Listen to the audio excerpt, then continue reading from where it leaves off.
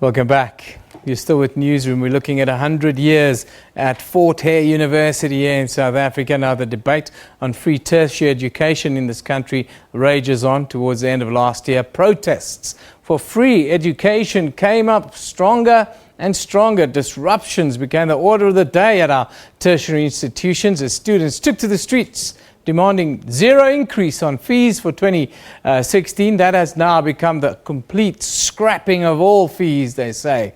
The University of Fort Hare was also affected, but the institution is steadfast as it celebrates 100 years today. Now, our reporter Zimkhitha is there with us, a current student. A very good morning to you once again, Zimkhitha. Just set the scene. Are we still starting at 10 o'clock this morning? Good morning, Ian, and welcome back to the Sports Complex Hall here in Fort Hare University. Celebrations are expected to start in the next hour. A lot of people geared up for happiness, celebrations for excellence, for this achievement that Fort Hare has managed to get over the past 100 years. When it started in 1916, there were aspirations for success, Ian, but I'm sure they never imagined that success would be this great, as they have released a number of national leaders who come from this institution. Now let's speak to a current student. Linda comes from Steadfast. She said she had no reason to look elsewhere for tertiary education but Fort Hare.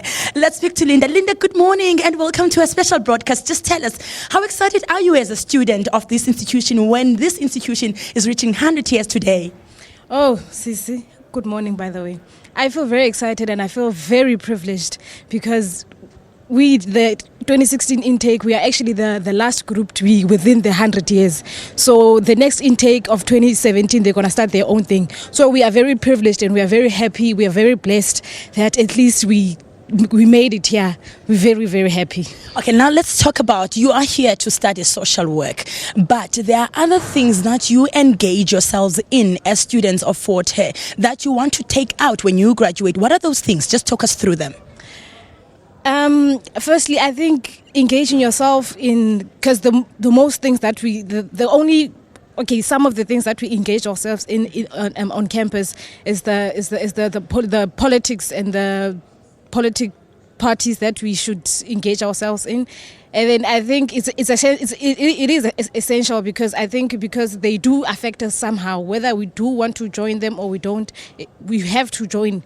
We have to know about politics because they do affect us, even if we have graduated and we on the outside world, they do affect us. So we engage ourselves in politics. Okay, thank you very much for your time. Congratulations to Fort Hare and yourself for being amongst the people that will be under 100 years of Fort Hare's existence. Well, politics is still the language here at Fort Hare University, as we know that most of the African leaders that were here were not only focusing on their study, but also on political issues, because it said that tertiary institutions are here to solve, or rather to bring solutions to social problems. So this is the reason why they feel it is imperative for them to participate in politics and know what's going on. Well, Dr. Mangosuthu Buthelezi, the leader of IFP, was also a student here. He was one of ZK Matthews' students, because ZK Matthews was a student here. After his graduation, he studied elsewhere but came back